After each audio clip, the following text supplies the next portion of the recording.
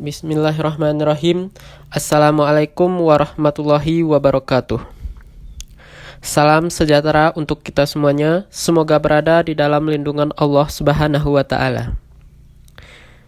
Baiklah, saya Ajisman akan mempresentasikan tugas akhir Sistem Informasi Akuntansi dan Manajemen yang diampu oleh Ibu Dr. Asniati SE, MBA AK JSRA. Dengan judul Pengaruh Implementasi E-commerce dan E-bisnis dalam mendukung pertumbuhan ekonomi. Untuk bagian yang pertama, kita masuk pada pendahuluan.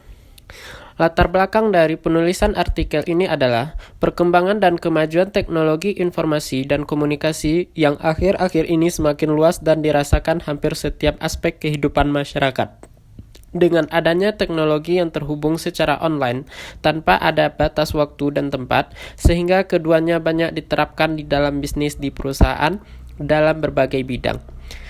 Hal ini juga terjadi di komunikasi, adalah salah satu kebutuhan yang mendasar pada masa saat ini. Di antaranya, untuk pemasaran dengan menggunakan teknologi yang ada. Aktivitas pemasaran pada perusahaan menjadi lebih mudah dan lebih luas jangkauannya. Selain itu, bagi para konsumen juga akan lebih mudah mendapatkan informasi yang dibutuhkan. Kemudian, rumusan masalah dalam penelitian ini adalah bagaimana pengaruh dari implementasi teknologi e-commerce dan e-bisnis di dalam mendukung pertumbuhan ekonomi. Adapun tujuan dari artikel ini adalah untuk mengetahui bagaimana pengaruh dari penerapan teknologi informasi e-commerce dan e-bisnis dalam hal mendukung pertumbuhan ekonomi. Selanjutnya, tinjauan pustaka. Electronic commerce atau e-commerce merupakan suatu proses penjualan, pembelian maupun pertukaran atas produk, barang, jasa, ataupun informasi yang kegiatannya terhubung dalam jaringan komputer melalui internet. Dan e-commerce adalah suatu kegiatan transaksi jual-beli bisnis yang dilakukan melalui perangkat elektronik ataupun dengan internet, sehingga perusahaan dapat langsung berinteraksi dengan customer, supplier, maupun dengan rekan bisnis. Selanjutnya adalah penelitian terdahulu dari artikel ini.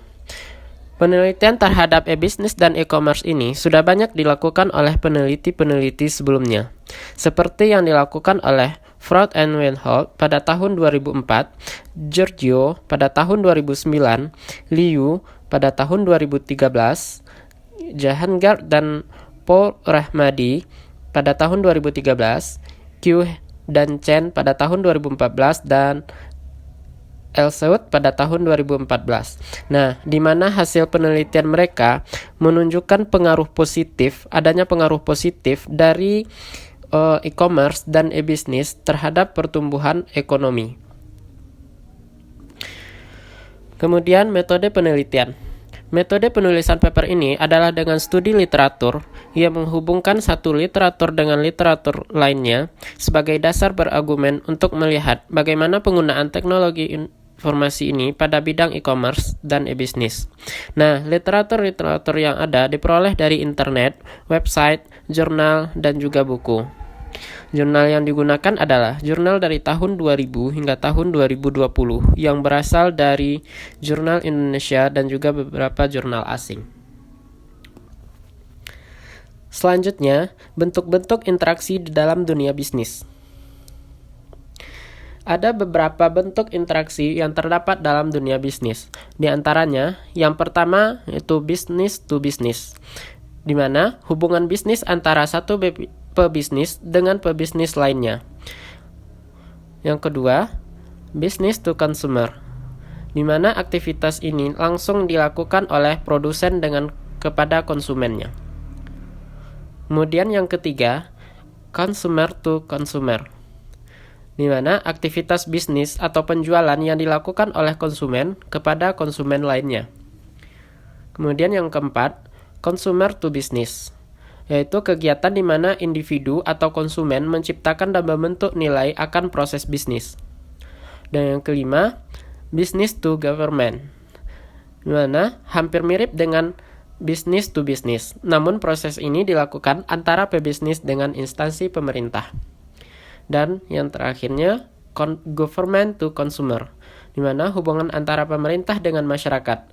Dalam hal ini, konsumen dapat dengan mudah menjangkau pemerintah sehingga dengan mudah dapat memperoleh pelayanan sehari-hari. Selanjutnya, klasifikasi bisnis e-commerce yang ada di Indonesia.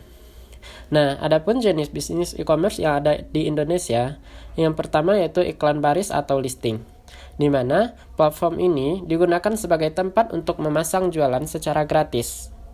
Contohnya OLX dan Kaskus. Kemudian, jenis yang kedua adalah marketplace, yang merupakan sebuah model bisnis di mana websitenya tidak hanya mempromosikan barang saja, tetapi juga memfasilitasi transaksi uang secara online. Sebagai contohnya yaitu Tokopedia dan Bukalapak. Kemudian yang ketiga, shopping mall. Nah, jenis e-commerce ini mirip dengan marketplace, namun penjualan yang berdagang di sana haruslah memiliki brand ternama. Contohnya seperti Matahari, Zalora, dan Blibli. Kemudian yang keempat adalah online retail. Nah, toko online yang memiliki website sendiri. Penjual mempunyai stok dan menjualnya barangnya secara langsung kepada pembeli. Contohnya seperti Lazada dan Beribenka. Kemudian yang kelima, toko online. Toko online itu merupakan penjualan dengan menggunakan situs media sosial. Contohnya penjualan melalui Instagram, Facebook, dan maupun Twitter. Dan yang terakhir yaitu travel. Nah, jenis e-commerce ini di mana bisnis yang menyajikan akomodasi wisata, katalog perjalanan, dan sistem pembayaran yang terhubung pada keduanya. Contohnya Traveloka. Dan kemudian ride sharing, yaitu bisnis transportasi yang berbasis aplikasi. Contohnya Grab, Maxim, Gojek, dan Uber. Nah, selanjutnya kita masuk kepada bagian kesimpulan.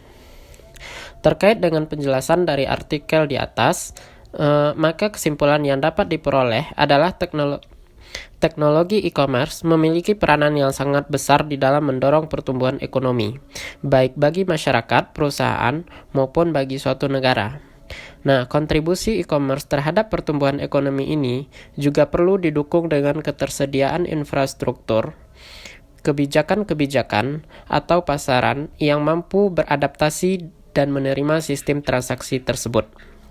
Selain itu, penelitian ini juga memberikan representasi teoritis tentang jenis-jenis e-commerce yang ada di Indonesia, yang perlu akan adanya pengujian empiris lebih lanjut untuk menemukan informasi tentang jenis e-commerce apa yang sebaiknya diterapkan di dalam suatu bisnis dan jenis e-commerce apa yang banyak digunakan di Indonesia.